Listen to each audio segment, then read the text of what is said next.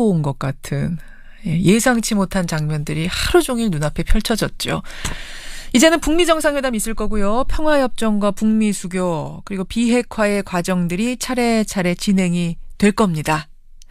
한반도에서 벌어지고 있는 이 일련의 역사들을 이분은 어떻게 보고 계실까 궁금해서요. 저희가 오랜만에 이분을 모셨습니다. 도올 김용옥 선생님 연결을 해보죠. 도올 선생님 안녕하세요. 아유 오랜만입니다. 지난 금요일 선생님도 생중계 보셨습니까? 네네네. 하루 종일 봤습니다. 아침 9시 반부터 밤 9시 반까지. 보니까 한 12시간이 됐어요 정말. 예. 그 12시간을 지켜보신 소감이 일단 어떠셨어요? 우리나라가 이런 회담을 진행하는 것을 이렇게 심미적으로 즐겁게 이렇게 연출된 것이 제가 보기엔 유례가 없다고 생각합니다. 근데 그런 것이 판문점이라는 제한된 공간에서 너무도 멋있게 연출이 됐고 그 놀라운 것은 우리 국민들이 다 같이 느꼈겠지만 김정은이라는 인간의 태도, 말솜씨라든가 그 인간적인 매너라든가 이런 모든 것들이 거슬리는 게 없었고 국민들에게 감동을 주었고 무언가 인식의 변화가 왔다는 것이 상당히 중요한 것이죠. 오히려 판문점이라는 좁은 제한된 장소에서 했기 때문에 더 즐겁고 더 놀라운 연출이 벌어졌다라고 보시는 거예요? 네네. 모든 사람들이 세계인들이 이것을 관심을 가지고 이 중계를 했을 때 정치적인 논리 이외의 상당한 호감을 불러일으킨다는 거죠. 감성적인 호감까지. 예, 감성적인 호감. 그리고 그 모든 것에 사실은 깔려있는 가장 기초적인 것은 문재인 대통령의 진정성, 그 인격적인 깊이가 민족의 대의를 향한 열망이 우러나왔기 때문에 그리고 이것에 관련된 세계 지도자들 트럼프를 비롯해서 모든 사람들에게 자기를 낮추면서 그 성과를 안겨주는 듯한 그런 포용적 자세가 김정은을 감복시켰고 세계인들을 감복시켰다 이렇게 생각합니다. 일단은 우리 대통령의 진정성이 김정은을 감복, 세계인을 감복. 그러면 사실은 아무리 우리가 진정성 있게 접근한다고 해도 상대편이 받아들여주지 않으면 벽이면 이게 소용이 없는 건데 김정은이란 인물은 어떻게 보셨어요? 저는 옛날부터 김정은이라는 사람이 등장할 때부터 좀 연구를 해왔어요. 그러셨어요? 그 유학 과정이라든가 쭉 보면서 정상적인 인간이라고 저는 생각했습니다. 그가 스위스의 베른에서 학교를 당긴 교장 선생님의 말씀도 이 사람은 우리가 그냥 대사관 관원의 아들로만 알았지 전혀 한 번도 문제를 일으킨 적이 없고 튄 적이 없다. 그런 의미에서 하여튼 정상적인 교육을 받았고 여태까지 핵이라고 하는 문제를 가지고도 상당히 우리가 공포스럽고 상당히 무질서하고 자기 마음대로 내질러대는 인간인 것처럼 우리가 오판을 해왔는데 사실은 이 북한은 자기의 존재감이라든가 원하는 협상 카드를 만들어낼 길이 없었어요. 그러니까는 이 핵이라는 걸 무리하게 개발을 했고 그리고 핵이라는 걸 활용해서 지금 이러한 평화 국면을 만들려고 하는 것 자체가 의도된 것이었지 전쟁광의 소치는 아니었다고 하는 것을 우리가 확실히 깨달아야 됩니다. 지금 굉장히 중요한 부분 사실 제가 질문 드리려고 하는 부분이었어요. 뭐냐면 아니 북한이 김정은이 어떻게 이렇게 드라마틱하게 한순간에 변할 수 있느냐라는 게 지금 우리 국민들이 대체로 느끼는 궁금증입니다. 지난해까지만 해도 뭐 전쟁을 하겠다, 핵을 어떻게 하겠다. 트럼프가 김정은 위원장을 두고 병든 강아지가 정신병자라고 지칭을 했을 만큼 그렇게 행동을 하던 김정은 위원장이 지금 우리가 보는 모습은 너무 다르단 말이에요. 한반도에선 더 이상 전쟁이 없게 하겠다. 또 내가 왜 우리 체제만 보장된다면 핵을 가지고 어렵게 살겠습니까? 그럴 이유가 뭐가 있겠습니까? 그리고 우리한테 농담을 건네고 너무 다르단 말입니다. 네네. 도대체 어떻게 이렇게 드라마틱하게 변할 수가 있는가? 저는 그 질문을 드리려고 했거든요. 지금 그 답을 조금 주신 것 같아요. 핵이라고 하는 문제가 북한으로서는 오늘의 당당한 모습을 세계에다 내놓을 수 있는 가장 예산이 그나마 적게 드는 싼 방법이었어요. 체제 보장을 미국으로부터 얻어내기 위한 카드 중에 그나마 제일 싼 게 핵이라고 판단했을 거다, 김정은은. 그렇게 판단을 했던 거죠. 아. 그러니까는 여태까지 우리가 남북한의 문제에 있어서 진정성 있게 문제를 풀어갔다면 이 핵 문제까지 안 왔죠. 안 왔을 텐데. 안 왔어요. 북한이 핵을 개발하도록 독려했어요. 오히려 이 서방 세계들이 독려해온 거예요. 오히려 그런 상황에서는 북한은 그나마 이것을 완성하는 것밖에는 주어진 카드가 없었고 그러나 그 카드를 평화 국면을 위해서 전적으로 써야겠다는 판단을 내리기까지 김정은이라는 사람은 국내 정치를 운영해왔다는 거죠. 이 사람이 정치적인 사고, 정치공학적으로 사고할 수 있는 사람이라고 보시는 거군요. 그러니까 자 보세요. 오늘날 내려온 게 국방위원장의 자격으로 내려온 게 아닙니다. 국무위원장으로 온 겁니다. 맞아요. 국무위원장입니다. 그러니까 국무위원장이라는 거는 정상적 국가 행정체제의 수반으로 온 거예요. 그렇죠. 왜 김정일은 국방위원장이었냐 하면은 그것은 선군 정치를 바탕으로 했기 때문에 그런 거예요. 군이 먼저다. 군이 먼저다.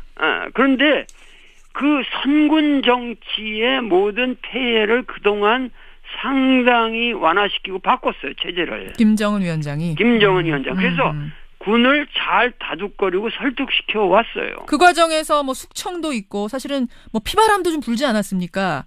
그것도 다스리는 과정이라고 보시는 거예요? 그분은 상당히 리버럴하고 좋은 사람이었는데도 불구하고 고모부 김정은 체제를 근본적으로 부정하는 일을 좀 했어요. 그렇기 때문에 그런 결과가 초래된 것이고 어떻게 했든 김정은이라는 사람은 이 한반도의 국면을 전쟁 체제에서 평화의 패러다임으로 바꿔야겠다는 결의를 가지고 일련의 사태를 진행시켜 왔다고 저는 판단하고 있습니다. 정리적이다. 그러니까 김정은이라는 사람은 이 도올 선생님이 보시기에는 정상적인으로 판단할 수 있는 인간이다. 다만 지금까지 작년에 보였던 전쟁관 같은 행동들은 핵이라는 카드를 가지고 대화를 해내기 위해서 했던 일들이다라고 보시는 거예요. 그러니까 레토릭일 뿐이죠. 레토릭이다. 그럼 일각에서 아니 저 사람 우리가 보기에는 되게 시원시원하고 뭐 이렇게 인간적인 사람 같지만 고모부도 죽인 사람 아니냐 이 부분에 대해서는 북한이라는 체제의 특수성을 생각해야 한다. 이렇게 김정은의 스케줄대로 가는 것에 고모부가 방해가 되는 인물이었다면 고모부 차원이 아닌 어떤 정치인의 차원으로 정산을 한 것으로 이해를 해야 된다. 그 잔인한 수법이었더라 하더라도 이 말씀이신 거고. 자, 그렇다면 만약 김정일이나 김일성, 그러니까 아버지나 할아버지였다면 핵 개발을 지금 멈춰야 할 텐데 멈추지 않고 더 달릴 수도 있었을 텐데 김정은은 멈춰야 될 때라고 판단했다. 이 부분을 높이 사시는 거예요. 네네네. 그럴 만큼 국제적인 정치 감각이 있는 사람이죠. 알겠습니다. 말씀을 쭉 듣다 보니까 결국 도올 선생님은 지금 김정은 위원장이 선언한 한반도의 비핵화, 완전한 비핵화, 이번에는 허언이 아닐 거라고 믿으시네요. 왜냐하면은 북한의 가장 어려운 문제는 뭐니 해도 경제 문제고 군사적인 이러한 과시라는 것은 단단한 경제적인 그 밑받침이 없이는 한계는 뻔합니다.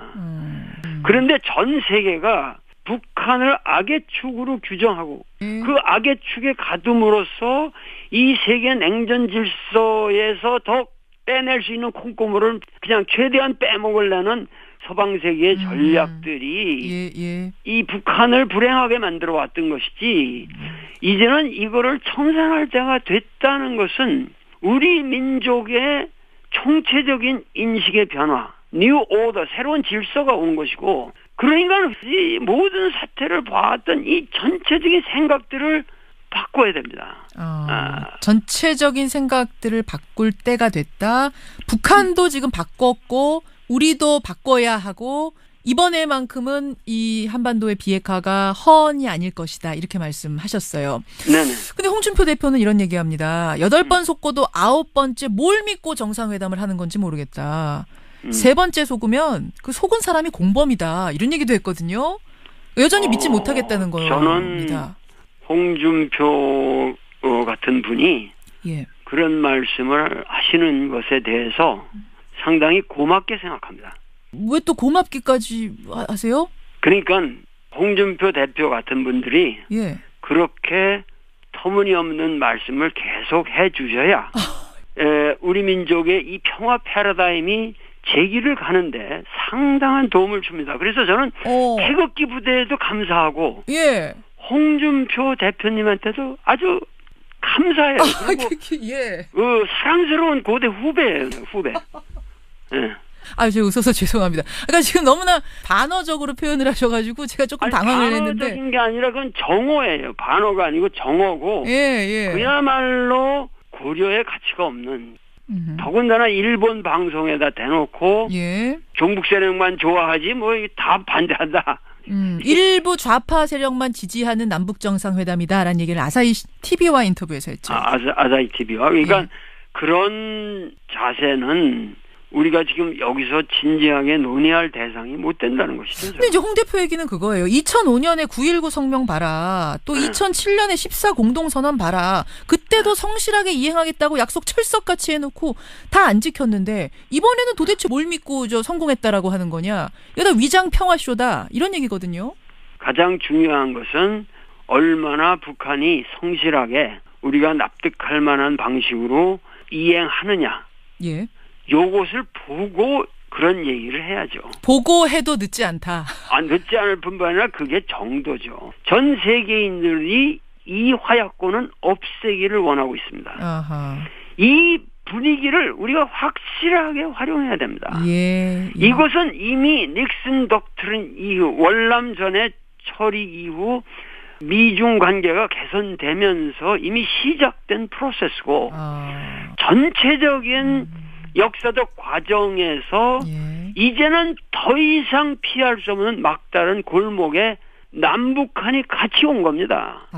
그래서 지금 남한이야말로 지금 막다른 골목에 와 있습니다. 솔직히 말하자면 한국의 기업도 그렇죠. 그야말로 뭐 몇 개의 기업만 설치면서 골목상권 싹 장악해버리고 지금 모든 직장이 다 없어지고 있는 판인데 취직하기 어렵고 이런 상황을 뭘로 극복하시겠습니까? 북한만이 아니라 지금 우리도 막다른 골목에 왔다. 지금 변화해야 될 때다 이 말씀이시군요. 그렇죠. 저는 이 말씀 굉장히 중요하네요. 그러니까 당장 1, 2년 안에 펼쳐진 일이 아니라 혹은 10년 내에 펼쳐진 일이 아니라 닉슨 독트린 그때부터 시작된 미중 관계의 개선이 큰 그림 안에서 지금 마지막 종착점까지 왔다. 그래서 지금 벌어지고 있는 이 일련의 사태들이 그 과정 속에서 벌어지고 있는 거라고 보신다. 이렇게 해석하시는 거군요. 뭐냐면 정신 못 차리면 이 전진하고 있는 이 대세에 전부 처질 뿐이에요. 여기서 더 이상 우리가 얼마나 적극적으로 참여해서 이거를 긍정적으로 밀고 가냐. 미래가 있는 거예요. 알겠습니다.